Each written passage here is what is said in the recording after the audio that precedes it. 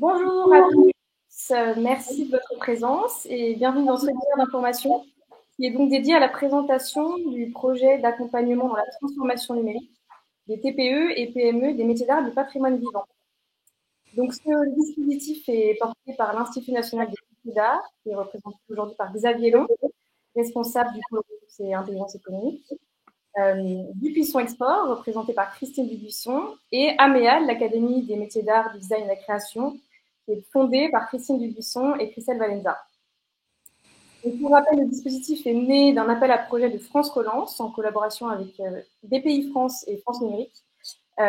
Et donc, l'INMA et AMEAL ont été choisis pour répondre spécifiquement aux enjeux métiers d'art et patrimoine vivant. Donc, l'objectif de ces 45 minutes est de vous présenter ce dispositif qui se compose donc de 5 formations-actions différentes qui sont adaptées aux contraintes et problématiques de vos métiers, de 10 heures chacune et qui sont donc entièrement financées par France Relance. Nous avons prévu aussi un temps de réponse à vos questions, donc n'hésitez pas si vous avez des questions, vous pouvez nous les écrire à droite de votre écran et nous y répondrons. Voilà, je laisse la parole à Xavier Long de l'INMA. Merci Marine. Bonjour à tous, merci d'être présents. Comme vous le savez certainement, l'Institut national des métiers d'art, que je représente aujourd'hui en tant que responsable du pôle ressources et intelligence économique, a historiquement pour vocation d'être à l'interface entre les entreprises des métiers d'art et du patrimoine vivant et les institutions publiques et privées, notamment pour que ces institutionnels puissent mieux comprendre vos enjeux spécifiques et mieux les prendre en compte dans leurs décisions. Je reviens assez rapidement sur la notion de métier d'art et du patrimoine vivant. Aujourd'hui, on travaille essentiellement sur les entreprises qui relèvent de la liste officielle des métiers d'art, donc des 281 métiers qui ont été définis dans la loi, mais qu'on élargit aussi à la notion de patrimoine vivant, puisque l'INMA a intégré la gestion du label EPV en 2019, et donc on a élargi à la notion aussi, toutes les entreprises pour lesquelles le savoir-faire, la notion de savoir-faire est centrale. Ça représente environ 60 000 entreprises en France aujourd'hui, qui recouvrent un certain nombre d'univers, que ce soit dans la mode, que ce soit dans l'ameublement, la décoration, le travail du métal, le travail du cuir, et aussi une partie de la gastronomie. Au sein de ces 60 000 entreprises, on a beaucoup de TPE et de PME, d'indépendants. On considère qu'il y a à peu près 3/4 des entreprises qui sont des professionnels indépendants et des TPE.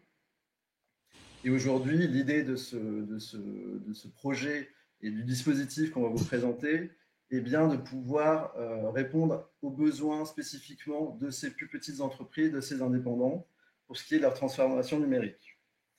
En effet, au-delà de notre vocation institutionnelle, l'INMA a aussi pour but de faciliter le développement des entreprises et de plus en plus de trouver des solutions concrètes, d'essayer d'aider les entreprises à identifier les bons interlocuteurs, ceux qui vont pouvoir vraiment proposer des solutions adaptées aux spécificités, à vos spécificités, puisque voilà, chacun d'entre vous avait quand même des besoins de solutions adaptées, précises, efficaces.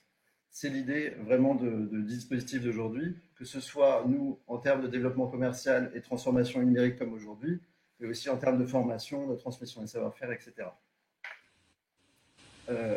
On sait que l'intégration des outils numériques pour les métiers d'art et le patrimoine vivant, c'est un enjeu fort qui, je pense, a pris un relief tout particulier avec la crise que l'on vit aujourd'hui et dont on n'a pas encore toutes les conséquences économiques et qui commencent déjà à se faire plus que sentir.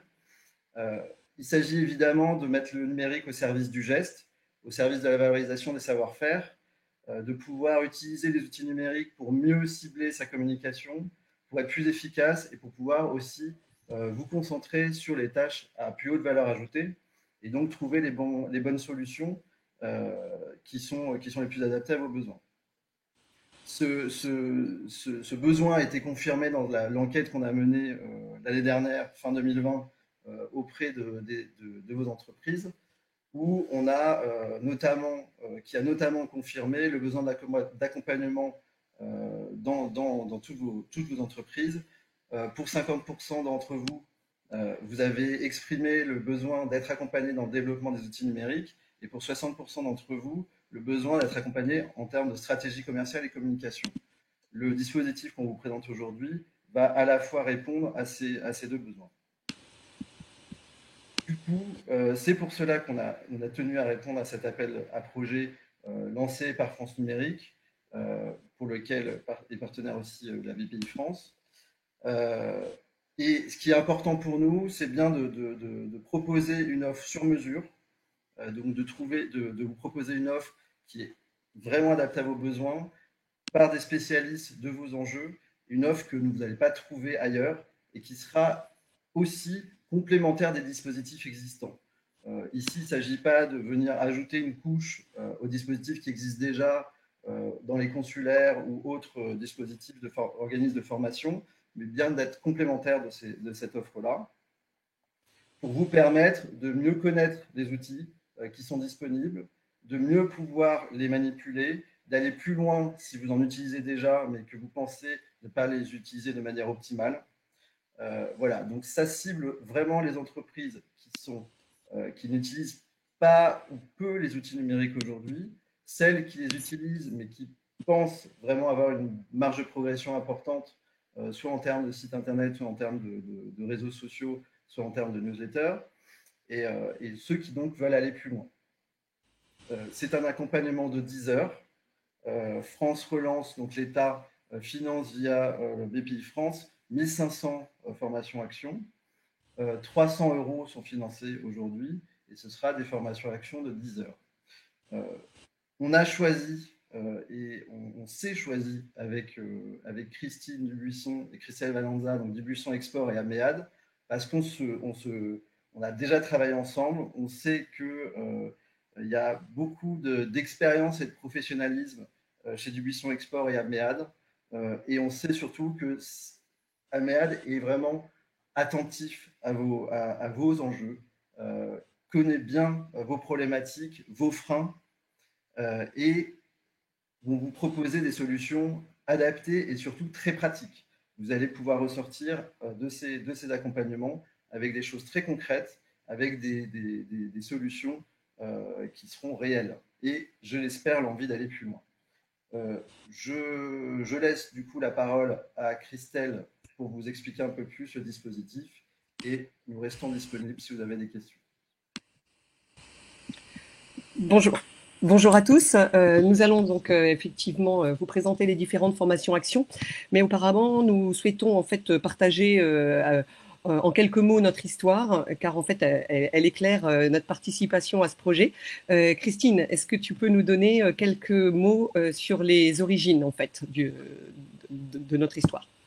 Alors, je vais commencer par Dubuisson Export pour l'origine. Donc, en fait, depuis plus de 30 ans, j'accompagne et forme des professionnels métiers d'art et du patrimoine dans leur développement commercial. Je suis spécialiste des questions d'export, de stratégie commerciale et marketing, de positionnement prix, de juridique. Comme vous l'avez entendu, ce sont uniquement les sujets glamour qui me concernent. Et donc, je vais... Alors, en ce qui me concerne moi, donc je vais me présenter rapidement. De mon côté, en fait, moi j'ai été artisan d'art pendant 8 ans et puis j'ai dirigé ensuite la filière métier d'art de Poitou-Charentes. Donc c'était la mission régionale métier d'art de Poitou-Charentes pendant 7 ans. À la fermeture de celle-ci, fin 2017, donc janvier 2018, Christine m'a proposé en fait de réunir nos forces pour accompagner les professionnels métiers d'art. Afin de proposer des parcours adaptés à chaque entreprise avec des suivis individualisés pour vous permettre en fait de réellement progresser, la solution du e-learning nous est assez rapidement apparue comme une évidence et donc on a travaillé ce sujet-là. Christine va vous expliquer comment. Voilà, donc en 2018, nous avons postulé à un accélérateur de start-up autour de l'éducation et de la formation. Nous avons été lauréates. Nous, on ne joue que pour gagner. Et on a intégré donc l'accélérateur EdTech en décembre. On a bénéficié à notre tour d'un accompagnement et on a fait évoluer notre projet. On partait dans l'idée d'un centre de formation et on s'est orienté finalement vers une plateforme d'information, de formation et d'accompagnement des entreprises métiers d'art. Et Améad est donc né officiellement en juillet 2019. ou 18, j'ai un doute tout d'un coup. Non, 2019. Voilà. Et donc aujourd'hui, nous sommes membres du SPN, qui est le syndicat des professionnels du numérique qui est basé à Poitiers, et nous travaillons donc avec l'écosystème du numérique de notre région.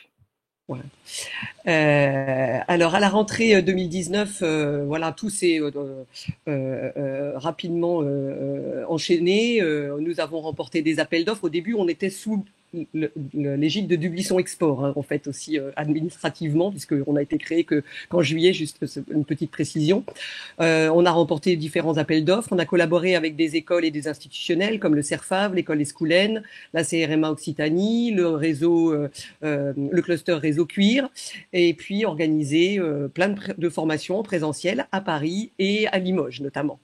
Et puis en mars, patatras, notre Premier ministre annonce le confinement et donc nous ne pouvons pas nous résigner à abandonner les entreprises qui sont notamment inscrites et certaines sont en milieu de parcours en fait de formation. Elles ont déjà commencé quelques jours avec Christine et nous envisageons en fait l'impensable parce que c'est vrai qu'on avait pensé au e-learning mais pas forcément sous cette forme-là, de réaliser des formations à distance sur des journées entières. En avril, les entreprises qui étaient inscrites sont ravies en fait de pouvoir avoir leur formation, hein, que les formations soient maintenues. Et même si a priori quand même elles ont une certaine réticence à passer des journées entières devant l'ordinateur. Les deux groupes concernés suivent les formations, les 2 ou 3 jours de formation. Et les échanges entre les stagiaires sont très intéressants. Le travail est très efficace. Nous remarquons même que les stagiaires sont plus impliqués. Et puis donc, à l'issue des 2 sessions, les avis étaient unanimes. La formation à distance leur a plu. Ils en redemandent. Alors, on a adapté notre offre et depuis, nous proposons un programme donc, de formation à distance. Pour le moment, on était orienté plutôt ce qu'on appelle des classes virtuelles, donc visioconférences. Et puis, depuis septembre 2020, l'aventure Améade continue avec l'arrivée de Maxime dans l'équipe en tant que chargé de communication digitale. Et donc, Maxime est apprenti jusqu'à fin août et va intégrer définitivement l'équipe à partir de septembre. Donc, je lui fais un petit clin d'œil parce que je sais qu'il nous écoute. Alors, je vais, Christine, est-ce que du coup, tu peux nous en dire un petit peu plus sur nos spécificités ? Alors, peut-être 3 axes qui nous semblent importants dans le contexte actuel. C'est tout d'abord le fait que nous nous adressons aux professionnels métiers d'art, mais également à des métiers connexes qui rencontrent les mêmes problématiques. Donc, tous les métiers de la création, du design, du patrimoine, les artistes. Notre compétence est sectorielle parce qu'on ne peut pas traiter les entreprises métiers d'art comme n'importe quel TPE ou PME. Bien sûr, le besoin du produit n'est pas aussi sensible, le calcul du prix ne correspond pas aux mêmes règles. On doit bien sûr intégrer toute la dimension artistique, toute la dimension créativité. Et puis, ces entreprises artisanales, des métiers d'art, alors artisanales ou pas d'ailleurs, mais des métiers d'art, ont souvent des moyens financiers plus faibles. Et donc, ce sont des spécificités importantes dont nous tenons compte. Et puis peut-être un dernier axe dans ces spécificités, en fait en France, la formation professionnelle pour les métiers d'art, elle est conditionnée à des questions de statut, donc si on est artisan, artiste, etc., et de région. Et nous avons voulu apporter donc une réponse nationale pour toute la communauté. Alors, je pourrais ajouter donc que nous couvrons un large champ de compétences. Nous sommes donc des spécialistes de ce qu'on appelle le transversal. Nous ne traitons pas, ou tout du moins pas encore, les problématiques métiers, mais donc nos champs de compétences s'articulent autour de la stratégie, donc de la stratégie, du commercial, du marketing, de la communication, de l'export, la gestion, le juridique, la créativité avec la photo, la vidéo, etc. Et bien entendu, le numérique, c'est pour ça qu'on est là aujourd'hui.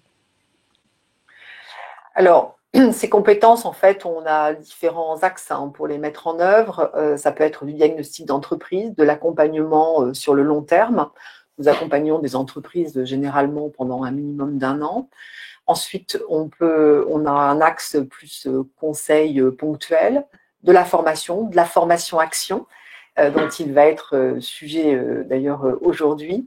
Je dirais que notre ADN, c'est quand même l'entreprise, hein, et que toutes nos formations, elles sont axées sur des ateliers où, en fait, chaque entreprise travaille sur son propre projet. Et puis après, ça peut être aussi, évidemment, des histoires de questions-réponses, hein. Et puis, au fil du temps, on s'est donc entouré d'une équipe d'experts, hein, et parmi eux, un certain nombre donc seront présents sur cette fameuse route du digital, là. Voilà. Est-ce que, Christelle, tu peux nous détailler justement ce dispositif? Le dispositif. Oui. Alors, en fait, donc, lorsque nous avons répondu à cet appel à projet de France Num, nous avons identifié différentes problématiques autour du numérique dans le secteur des métiers d'art, de par nos connaissances du secteur. Et nous en avons identifié voilà, beaucoup de problématiques, mais nous avons décidé de nous concentrer sur 3 thèmes que Xavier a rapidement évoqué tout à l'heure: le site internet, les réseaux sociaux et la newsletter. Sur ces 3 thèmes, nous avons décidé en fait de proposer 5 parcours. 2 pour les sites internet, 2 sur les réseaux sociaux et 1 parcours sur la newsletter. Donc, donc ces parcours de 10 heures, hein, de formation. Je reviendrai sur le détail et sur le contenu des différents parcours plus tard. En fait, avec ce dispositif de France Num, les entreprises qui remplissent les critères d'éligibilité qu'on abordera aussi, que Christine abordera plus tard, chaque entreprise a le droit à 2 parcours financés par France Relance. Chaque parcours a une valeur de 300 € et elle a le droit à 2 parcours financés par France Relance. Nous, ce que nous avons souhaité faire, parce qu'on veut que les formations actions vous correspondent vraiment et répondent réellement à votre attente, nous avons, en amont de ces parcours, conçu un diagnostic pour évaluer votre maturité digitale. Et donc, grâce à ce diagnostic, vous pourrez ce diagnostic, à la fin, vous obtiendrez un rapport, un compte-rendu, et qui, en fait, vous indiquera sur quel sujet vous avez intérêt à centrer voilà, votre formation. Après, évidemment, ça n'est pas un caractère obligatoire. Vous pouvez bien sûr faire le diagnostic, et puis si voilà, les formations, vous avez envie de faire d'autres formations que celles qui sont recommandées par le diagnostic, bien sûr, vous pourrez le faire. Mais c'est le principe, donc c'est que non seulement vous avez 2 formations financées par France Relance, mais en plus, et ça c'est cadeau fait par Améade, vous avez un diagnostic de la maturité pour évaluer la maturité digitale de votre entreprise. Et peux-tu nous préciser comment se déroulent ces formations ? Oui, alors ces formations, elles se déroulent sur une période d'une quinzaine de jours. Pour faire court, en gros, ça démarre un lundi et ça se termine à peu près jusqu'aux 2 semaines après, au lundi suivant.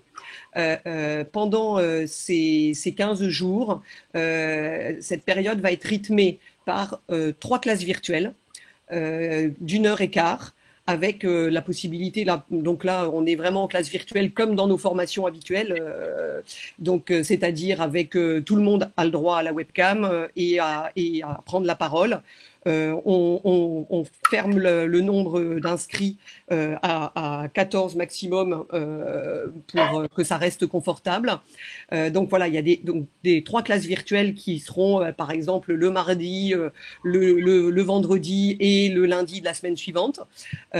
Entre ces classes virtuelles, vous avez des ateliers de mise en application du travail, des notions qui ont été abordées en fait pendant ces classes virtuelles, et évidemment des ressources e-learning pour bien rebalayer ce qui aura été abordé en classe virtuelle. Des fois, vous aurez même des ressources avant les classes virtuelles, donc à consulter, à visionner ou à lire, parce que ça peut être aussi un article, et pour vraiment voilà, que ces classes virtuelles soient le plus efficaces possible et qu'on puisse aller répondre aux questions de chacun s'il y a des questions. Et puis, et surtout, dans ces ateliers de mise en application, ce qui est très important, c'est que vous travaillez sur le cas de votre entreprise. Donc, par exemple, si vous travaillez sur l'arborescence, donc si vous êtes sur une des formations sur refondre son site ou préparer son futur site internet, si vous travaillez sur l'arborescence de votre site, ce n'est pas, on travaille pas, les formations ne sont pas sur un cas pratique d'une entreprise X dont on aurait inventé une histoire. On n'est pas, voilà, c'est pas des cours à la fac là où on fait des simulations avec des cas pratiques et des fausses entreprises. Vous travaillez concrètement sur vos activités et donc chaque exercice est vraiment adapté à votre entreprise. Et à l'issue de ces classes virtuelles et des travaux interclasses, je dirais, que vous allez réaliser. À la fin, vous avez un entretien individuel avec un expert du sujet. Donc, ça peut être le formateur, mais ça peut être aussi d'autres intervenants chez nous, puisque voilà, vous avez entendu que ça concerne, il va y avoir voilà beaucoup d'accompagnement, donc tout le monde ne peut pas faire les accompagnements, donc les rendez-vous, donc il faut qu'on se les partage, donc avec des spécialistes des sujets. Et cet entretien individuel vraiment est là pour vous donner un avis et se pencher sur votre problématique et sur des questions que vous vous serez posées pendant ce parcours de 15 jours. Ces créneaux sont à sélectionner. Donc, oui, j'expliquerai après ça. Pardon. Il y a une autre diapo là-dessus. À l'issue de cet entretien, pas dans la minute, mais dans la journée ou le lendemain, vous recevrez une feuille de route personnalisée avec donc ce qu'il vous reste à faire pour continuer le travail qui a été entamé, parce que le dispositif, enfin le souhait de France Num et France Relance, c'est vraiment d'accompagner les entreprises à se mettre au digital, mais de façon pérenne. Et pas juste une opération one shot. Vous recevrez également un mémo sur les dispositifs d'accompagnement au déploiement du numérique qui peuvent donc vous aider, notamment toutes les financements, les aides que vous pouvez solliciter en fonction de vos régions et de vos territoires. Et puis enfin, un mémo « Je continue » avec des solutions pour finaliser votre engagement dans cette route du digital, avec par exemple des outils de référence pour continuer la mise en place par exemple de newsletters avec des outils, même si nous on abordera en formation, enfin vous aborderez en formation avec Lisa un outil particulier. Bien sûr, nous ne sommes pas là pour vendre un outil, donc on vous donne avec les avantages et les inconvénients des outils. Donc vraiment avec un mémo sur les différentes solutions, mais aussi avec des recommandations de contacts, voilà, pour faire ces sites, etc. Et tout ça en lien avec vos territoires et avec les régions. Voilà. Tu as posé les bases, tu nous parles du contenu? Alors, pour le contenu, je vous demande juste, voilà, voilà. Donc, alors, pour le contenu, nous avons donc une première formation, action sur refondre son site ou préparer son futur site internet. Donc, pendant cette formation action, on travaille autour de 3 grands axes: le contexte stratégique et les enjeux pour l'entreprise, le contenu du site internet et l'arborescence, et enfin le cahier des charges. En fait, on cherche à expliquer, enfin, à bien comprendre dans cette formation comment définir quels sont vos objectifs et à adapter en fait le site internet, se poser la question selon mes objectifs et ma cible, qu'est-ce que je vais mettre en place comme site internet, puisqu'il y a un site selon les objectifs et la cible, on ne va pas construire son site internet de la même manière. Donc là, bien sûr, une classe virtuelle sur ce sujet-là, des ressources et des ateliers. Ensuite, il y a une partie sur le contenu du site internet. Et donc là, vraiment, on est sur le chercher sur quoi vous voulez communiquer. Et souvent, c'est pas très clair. Il y a en fait, il faut arriver à valider les différents points sur lesquels l'entreprise veut communiquer. Est-ce que c'est sur des produits? Est-ce que c'est sur le savoir-faire sur l'entreprise? Mais également, si vous souhaitez faire un site de vente en ligne, c'est pas, on communique pas sur la même chose. On communique sur les produits. Donc, et surtout accès produits et beaucoup moins sur le savoir-faire de l'entreprise, même si on en parle, mais voilà, vous verrez, on n'en parle pas de la même manière. Donc là, on va aussi travailler sur l'arborescence, c'est-à-dire tout ça, ok, on a choisi comment communiquer, ce qu'on voulait mettre comme contenu dans le site internet, mais tout ça, comment on l'agence, comment on organise l'arborescence pour que tout ça, ça soit clair pour l'utilisateur quand il arrive sur le site internet et pas le faire évoluer au fur et à mesure parce qu'on a oublié des trucs. Voilà. Et puis enfin, la dernière partie sera consacrée à structurer son cahier des charges parce que vous fassiez faire votre site internet ou refaire, parce qu'il s'agit vraiment de préparer son site ou refondre son site. La question du cahier des charges, elle est aussi valable même si vous le faites vous-même. C'est-à-dire qu'à un moment donné, se dire je refais mon site internet, si on n'a pas réfléchi en amont à qu'est-ce qu'on veut mettre dans ce site internet et comment on veut le construire, en fait vous allez perdre énormément de temps, vous allez être dans l'outil, les mains dans le cambouis, sur Wix, sur WordPress, sur toute autre plateforme, mais en fait le résultat n'aura pas les effets escomptés. Alors vu le temps qu'on y passe, c'est dommage de ne pas avoir les effets escomptés. Donc, bien sûr, ce contenu, cette formation action sera conclue par un entretien individuel. Et cette étape, donc, elle est extrêmement importante, puisque ça vous permet d'avoir le regard donc d'un expert sur le sujet. Et par exemple, lors de cet entretien, on pourra s'assurer que l'arborescence à laquelle vous avez pensé est une bonne idée, ou encore vérifier que dans le cahier des charges que vous avez rédigé, donc surtout si vous le faites faire par quelqu'un, vous n'avez pas oublié des éléments importants qu'il faut absolument mentionner dans ce cahier des charges. Donc ça, c'était pour la première formation, Christine. Maintenant, je vais vous présenter la deuxième formation sur le site internet, qui est donc vraiment là pour ceux qui ont déjà. Alors on est sur un niveau un petit peu plus site internet, c'est un peu la continuité de ce que j'ai déjà dit. C'est le niveau 2, on va dire, mais on peut aussi aller directement dans le niveau 2, ça dépend en fait où vous en êtes.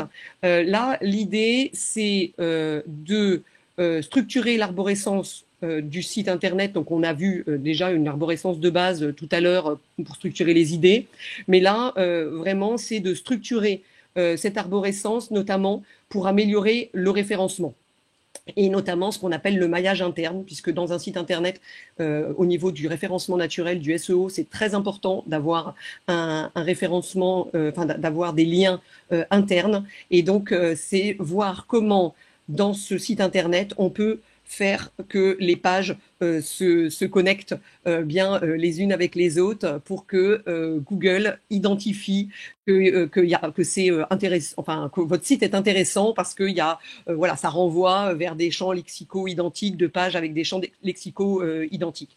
Donc voilà, et donc là, dans les ateliers que vous serez amenés à faire, c'est de réaliser la nouvelle arborescence du site, ou en tout cas l'adaptation de votre arborescence si celle-là déjà vous convient, mais en rajoutant des éléments. Tout ça, évidemment, c'est aussi en lien avec le contenu. Et donc là, on travaillera aussi sur les règles d'écriture, les règles de rédaction de site internet, pour rédiger pour le web, et aussi sur la mise en place, voir à quel endroit dans vos sites internet vous pouvez mettre en place ce qu'on appelle des call to action, des CTA, des boutons d'appel à l'action. Je suis désolée pour le jargon anglais, mais c'est vrai qu'on est un peu inondé avec ça. Donc des boutons d'appel à l'action pour inviter en fait les internautes à prendre contact avec vous, à laisser des coordonnées pour rendre votre site internet efficace. Et puis aussi, on travaillera sur les titres et les chapeaux de vos pages de site internet pour améliorer le référencement, parce que vous allez voir tout de suite dans la troisième partie pourquoi ces chapeaux et ces titres sont extrêmement importants, parce qu'en fait dans la troisième partie de cette formation on va aborder ce que sont les balises H, les balises HN et les mots-clés et tout ça, les balises, ça se met notamment sur les titres de page, les titres de parties dans les pages et les chapeaux. Et donc voilà, on parle de balises H1, H2, H3, H4, et puis aussi savoir renseigner les métadescriptions des pages, voilà. Enfin, tout ça c'est du jargon, voilà. Mais n'ayez pas peur, voilà, c'est des choses qu'il est important de connaître. Même si vous faites faire votre site internet par quelqu'un, si le quelqu'un en question n'est pas une grosse agence de com avec des spécialistes des balises, des spécialistes de la rédaction, etc., et que le site internet n'est pas, voilà, parce que là tout de suite on arrive sur des sites à 10 000 euros et plus, et que vous faites faire votre site internet par quelqu'un que vous connaissez, c'est important que vous vous penchiez sur ces aspects-là. Donc évidemment toujours un entretien individuel, et là on pourra s'assurer lors de cet entretien que vous avez bien compris et rédigé vos balises, que vous respectez, parce qu'il y a des règles à respecter sur ces balises et sur voilà, et donc même pour vous de vérifier que votre site il répond bien à ces règles. Par exemple, on ne saute pas d'une balise H2 à une balise H5 juste parce que le H5 s'écrit plus petit sur un site internet. Les balises ne servent pas du tout à faire du design de site internet, c'est vraiment du référencement. Donc voilà. Ensuite, je suis peut-être un peu longue, mais j'avais à cœur de vous présenter vraiment les différents contenus. Ensuite, nous allons avoir donc une autre formation sur générer du trafic avec son site internet, donc grâce à la newsletter. Alors la newsletter est vraiment un outil très très intéressant pour faire venir sur votre site internet ou à l'atelier d'ailleurs, hein, enfin voilà, pour en fait garder le contact avec ses clients ou ses prospects. Et donc dans cette formation action, vous aurez donc trois parties, toujours avec 3 classes virtuelles. Une première partie pour apprendre à créer une newsletter adaptée à votre entreprise. Donc toujours la même chose, hein, définir ses objectifs et sa cible, ça c'est vraiment un leitmotiv qu'on retrouve dans toutes nos formations. Et bien sûr là il y a un aspect très très important, c'est de respecter la RGPD, donc connaître ce qu'il faut, enfin voilà, ce qu'il faut savoir sur les RGPD pour être vraiment raccord par rapport à ça. Et donc là, vous verrez aussi comment segmenter votre clientèle et segmenter votre cible en fait pour cette newsletter. Un paragraphe, enfin une deuxième partie sur le contenu. Donc là, sur quel thème je communique et comment je programme tout cela. Quelle échéance, quelle récurrence, qu'est-ce que je dis dans mes newsletters, et aussi comment faire que ma newsletter soit ouverte, enfin voilà, parce qu'il y a des règles aussi au niveau des objets, de ne pas mettre dans un objet par exemple un point d'exclamation, mais ça c'est juste une petite anecdote. Et puis enfin une troisième partie sur créer sa newsletter avec un outil d'emailing et non à partir de son adresse Gmail par exemple. Et donc là la formatrice, donc Lisa Millet, qui interviendra sur cette formation, à qui je dis bonjour, je ne sais pas si elle est connectée, mais je crois, pourra en fait vous expliquer donc comment utiliser Sendinblue. Alors nous travaillons avec Sendinblue parce que d'abord c'est un outil français, donc c'est déjà la première motivation, et puis aussi parce que c'est un outil qui répond très bien en fait aux problématiques des entreprises métiers d'art, qui a un niveau de gratuité qui est assez intéressant. Voilà, même si après, il faut passer dans des modes payants pour avoir plus par exemple, pour faire de l'automatisation d'emailing. Et donc, lors de cet entretien, vous pourrez aussi vous assurer que tout ça est bien conforme et que vous avez bien défini tout ça avec Lisa. Ensuite, nous avons 2 autres formations sur les réseaux sociaux. Alors, une qui s'adresse vraiment, donc la première, c'est être présent sur les réseaux sociaux. Donc là, elle s'adresse plutôt aux débutants, ceux qui s'y sont pas encore mis et qui ont besoin d'être accompagnés pour démarrer. Donc, avec une première partie sur les enjeux de la communication sur les réseaux sociaux, avec les fondamentaux et les différents réseaux, etc. Et donc une première partie sur l'ouverture d'un compte aussi de Facebook. Ensuite, à la fin de la première partie de la formation. Ensuite, une deuxième partie publiée sur Facebook, donc publier un post, programmer des publications avec Creator Studio, voilà. Et puis dans les exercices que vous aurez à faire, c'est publier des posts vidéos, etc. Et apprendre à programmer. Et puis la même chose ensuite sur Instagram, et donc ouvrir son compte, choisir ses hashtags et publier ses premiers posts. L'entretien individuel, pareil, donc avec un retour sur ce que vous avez fait, sur ce que vous avez compris et sur ce qui vous reste encore à mettre en place derrière, notamment donc qui vous sera envoyé après donc dans une feuille de route à l'issue de cet entretien. Et puis le dernier parcours, lui, porte sur les réseaux sociaux, mais vraiment là plutôt niveau 2, c'est-à-dire pour faire des campagnes de ce qu'on appelle social ads sur les réseaux sociaux, c'est-à-dire des campagnes de publicité payantes. Aujourd'hui, on peut faire des campagnes de publicité payantes avec 10 €, 20 € par mois, mais même 10 €. Déjà, vous pouvez, en fonction de comment vous aurez programmé votre cible et votre audience, vous pouvez avoir déjà un retour intéressant. Et aujourd'hui, ça nous semble indispensable parce que les algorithmes de Facebook et Insta ne vous font pas ne donne plus la visibilité qu'on pouvait avoir avant, et en fait ils nous coincent avec cette histoire de publicité, et toutes les marques qui font de la communication utilisent ça. Et donc à un moment donné, ça vaut peut-être plus le coup de mettre 10 € par mois que de faire des posts sans investir du tout et d'y passer le même temps. Donc là, c'est vraiment la même chose. Donc c'est comprendre en fait comment ça marche, définir son objectif et sa cible, déterminer son budget et son calendrier, voir comment et écrire donc cette stratégie.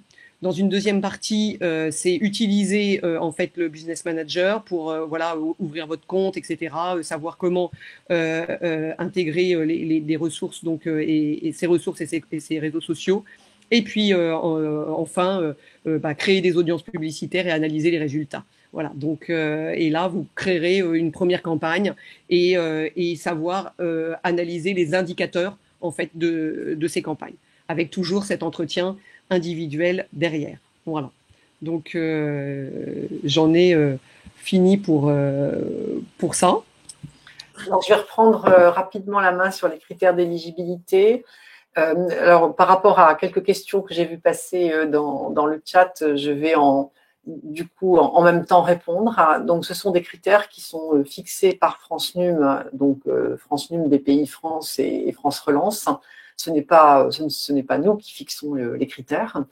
Et donc, puisque c'est une subvention publique, donc les entreprises doivent être créées depuis plus de 2 ans, avoir réalisé un chiffre d'affaires supérieur à 20 000 €. Donc, normalement, l'année précédente, enfin l'exercice précédent, c'est-à-dire 2020, et compte tenu de la situation Covid, là, nous avons réussi à négocier un 2019 aussi, éventuellement, si l'année est meilleure. Être à jour de ses obligations fiscales et sociales, respecter le régime des minimis, c'est-à-dire avoir reçu moins de 200 000 € cumulés d'aide sur 3 ans hors aide Covid. ne pas être en liquidation judiciaire. Et bien sûr, comme le financement concerne uniquement 2 formations actions, il ne faut pas déjà avoir évidemment suivi dans le cadre d'un autre programme d'autres actions. Et puis bon, après, il faut autoriser BPI et tout prestataire à faire des contrôles par rapport à ces éléments qui sont donc des critères d'éligibilité. Et je voudrais ajouter donc que ce n'est pas, il n'y a pas de statut particulier. J'ai vu passer une question sur est-ce que c'était réservé aux ressortissants de chambre des métiers, mais pas du tout. Il n'y a pas de question de statut. Vous pouvez être à la maison des artistes, à la chambre des métiers, en société. Ça n'a aucun impact à partir du moment où vous respectez les autres critères. Et il n'est pas non plus obligatoire d'être référencé dans la liste officielle des métiers d'art. Simplement, vous l'avez compris, c'est notre spécialité. C'est évidemment le secteur métiers d'art et patrimoine vivant, mais ça peut être aussi des activités connexes de la création ou du design, même si elles ne sont pas référencées dans cette liste. Donc, Christelle, peut-être rapidement, un petit mot sur l'inscription, même si effectivement, on peut renvoyer tout le monde vers le site internet et répondre aux questions. Oui, alors effectivement, donc en fait, donc nous avons créé des pages spéciales sur nos sites internet respectifs. Donc l'INMA renvoie vers chez nous et enfin vers Améade et Dubuisson Export aussi. Et donc sur la plateforme Améade, alors soit en arrivant sur la page d'accueil d'Améade, vous pourrez retrouver ces formations actions dans la rubrique formation, soit vous cliquez sur un lien que vous recevrez donc à l'issue du webinaire qui vous permettra de le faire. Alors concrètement, comment ça marche quand vous voulez vous inscrire? Dans un premier temps, en fait, vous devez valider le fait que vous êtes éligible. Donc pour ça, vous vous rendez soit sur la page d'accueil du dispositif, soit sur une des pages des 5 formations qui vous intéressent. Mais d'abord, vous devez, donc il y a un bouton, tout est expliqué. Première étape, vous remplissez un formulaire et dans ce formulaire, voilà, on vous demande un certain nombre de choses et notamment aussi de télécharger votre avis Sirène, mais on vous a mis le petit lien pour aller le chercher si vous l'avez pas sous la main. Et donc voilà, vous remplissez ce formulaire. Nous, on reçoit, vous allez recevoir un mail comme quoi le formulaire est bien arrivé chez nous. Nous, on va valider en fait ce dossier, donc c'est-à-dire qu'on va lire en fait le formulaire, vérifier les documents.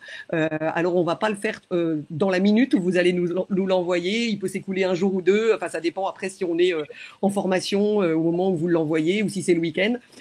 Donc voilà, on va vous valider et puis la quantité aussi de dossiers qu'on a à étudier. Donc on va valider le dossier. Lorsque le dossier est validé, cela en fait vous fait rentrer automatiquement chez nous dans une catégorie éligible en fait au dispositif et vous allez recevoir un mail qui vous dit que voilà vous êtes éligible et dans ce mail vous aurez le fameux diagnostic dont je vous ai parlé. Il y aura un lien donc dans ce mail pour réaliser votre diagnostic. Donc vous faites ce diagnostic. J'ajoute qu'il est effectivement pas obligatoire, mais fortement conseillé. Ça permet quand même. Et puis même pour nous, c'est mieux parce qu'on a une visibilité sur l'entreprise après pour l'accompagnement individualisé. Et donc vous réalisez ce diagnostic en ligne et à l'issue de ce diagnostic, vous allez recevoir un compte rendu par mail. Dans ce compte rendu, on vous recommandera des formations, on vous mettra les liens vers ces formations-là, mais vous aurez aussi le lien général vers la page d'accueil du dispositif et dans lequel, de toute façon, sur chaque formation, il y a le lien vers les 5 autres formations, les 4 autres formations.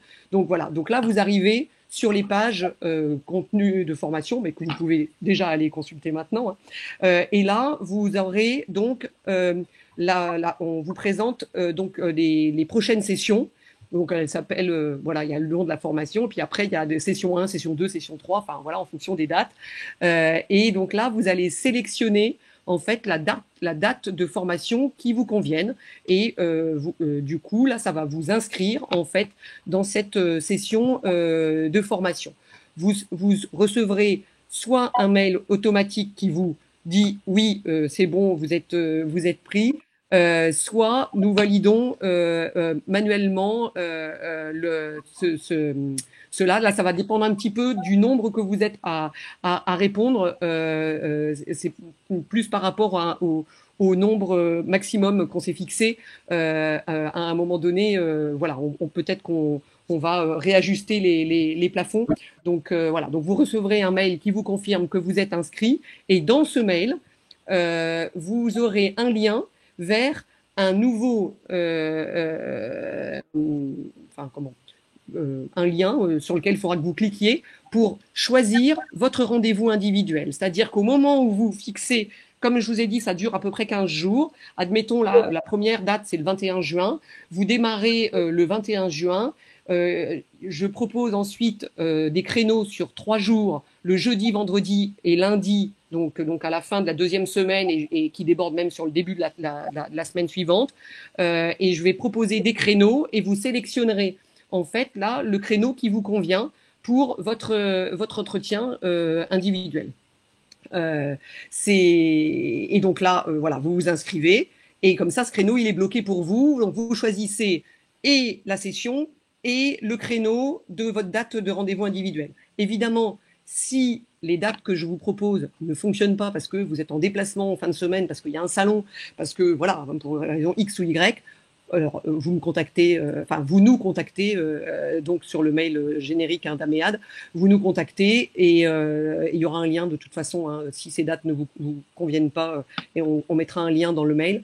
Donc là, vous nous contactez, et on reviendra vers vous, on vous appellera pour essayer de fixer un créneau, peut-être plus tôt le matin, plus tard le soir, ou sur une autre journée de la semaine.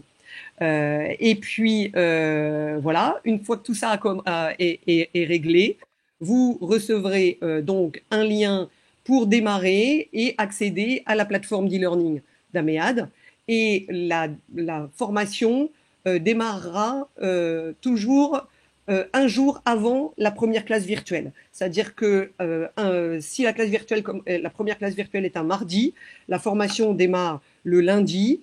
Et donc le lundi, c'est plus une petite vidéo d'accueil voilà, sur le sujet, mais vous n'avez pas déjà du travail.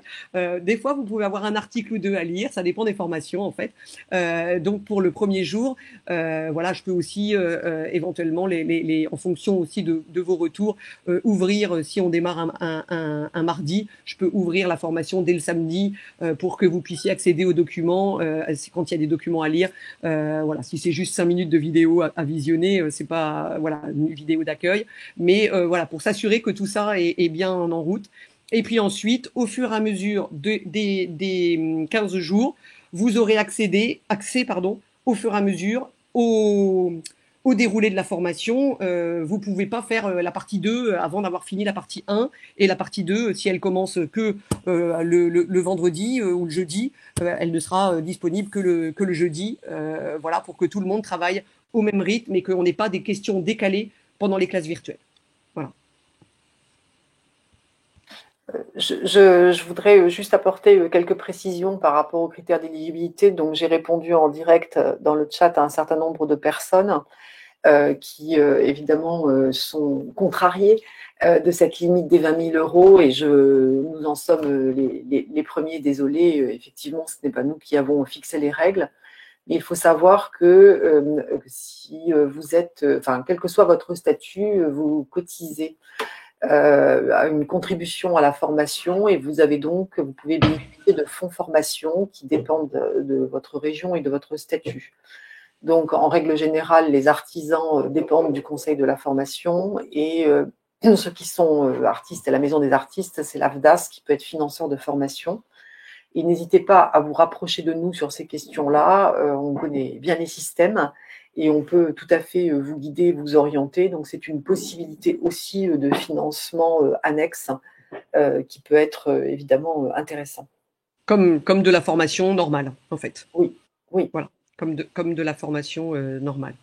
Je viens de voir une question de Laurence Bossion qui dit qu'elle a bénéficié d'un audit numérique par la Chambre de métier et est-ce qu'elle aura aussi des ateliers derrière. Est-ce qu'elle peut tout de même faire donc une partie de nos formations? A priori, l'audit dont vous avez bénéficié, c'est plutôt un audit. Alors, je ne sais pas dans quelle région vous êtes, mais si c'est en Nouvelle-Aquitaine, en Grand Est, enfin voilà, parce que j'ai connaissance de ces audits qui sont mis en place, c'est des audits qui sont liés en fait à des dispositifs d'aide régionaux. Et qui du coup n'ont rien à voir en fait avec le dispositif de France Num. Vraiment, le dispositif France Num, c'est uniquement des parcours actions qui seraient faits par des gens pas du tout spécialisés dans les métiers d'art et qui seraient pas et ni les chambres de métiers, puisque les chambres de métiers ne pouvaient pas être chefs de file sur ce projet-là. A priori, et donc à notre connaissance, en tout cas pour l'instant, au premier appel à projet, n'avait pas répondu. Donc ce n'est pas du tout, ce n'est pas incompatible. Vous pouvez faire ce diagnostic numérique. Donc je sais que par exemple en Grand Est, c'est un diagnostic qui permet d'obtenir des financements pour racheter du matériel ou faire son site internet et avoir un financement quasiment intégral d'ailleurs. De mémoire, c'est d'une valeur de 3 000 euros. Enfin, c'est saucissonné en plusieurs tranches. Et donc ça, c'est complètement... Voilà, en fait, on est complémentaires. Tout ça, c'est des dispositifs qui ont été mis en place soit par les régions, soit par l'État, mais on est complètement complémentaires. Voilà. Et puis, il y a aussi le dispositif du chèque numérique, là, mais qui va prendre fin à la fin du mois. Et dans ce cadre-là, vous avez aussi la possibilité de faire des diagnostics, mais c'est pareil. Ce n'est pas du tout le même dispositif, c'est d'autres dispositifs. Donc, voilà. Nous, a priori, voilà.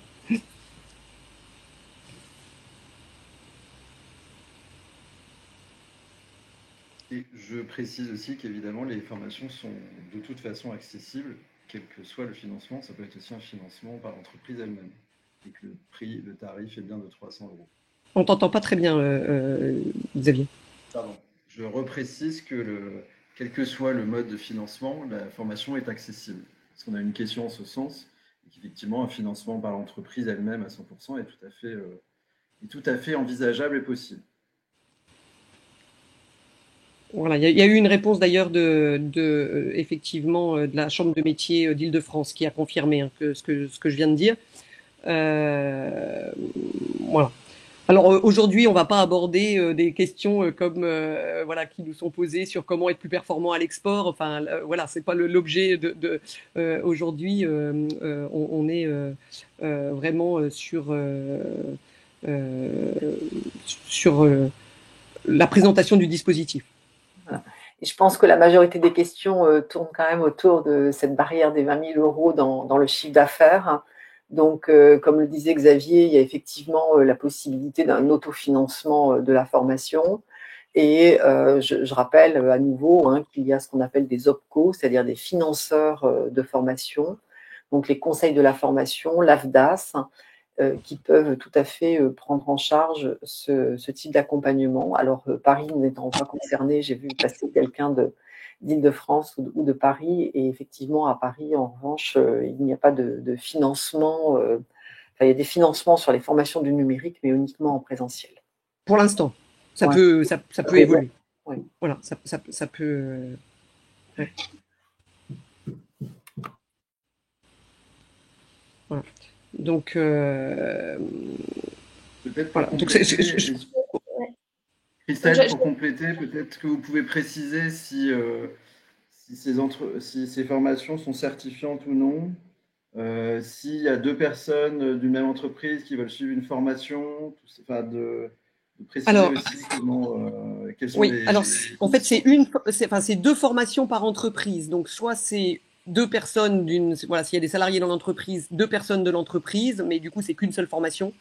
Soit c'est une seule et même personne qui peut suivre deux formations. Voilà. Et donc, les parcours ne sont pas certifiants, donc ils ne sont pas éligibles au CPF. Voilà. Alors juste, enfin oui, j'en vois qui sont déçus par rapport aux aspects formation, enfin prise en charge hein, des formations. Aujourd'hui, les entreprises qui suivent les formations chez nous, chez Améade, sont enfin, quasiment toutes prises en charge pour suivre les formations.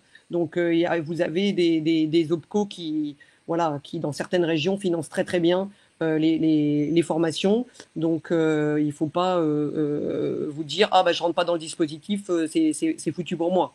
Vous pouvez y accéder. Voilà.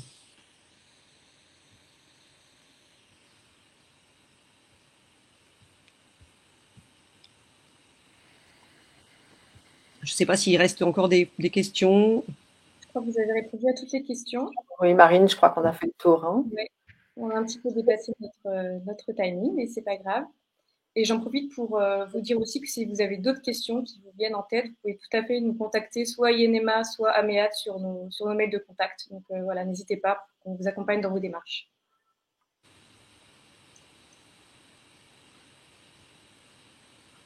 Ok, encore une fois, voilà, ce n'est pas nous qui décidons qu'avons décidé de cette barrière de 20 000 euros. C'est BPI qui a fixé cela. On a essayé de négocier hein, parce qu'on connaît aussi notre public, mais c'est voilà, ça c'est l'État. Enfin, je veux dire, on négocie pas avec l'État.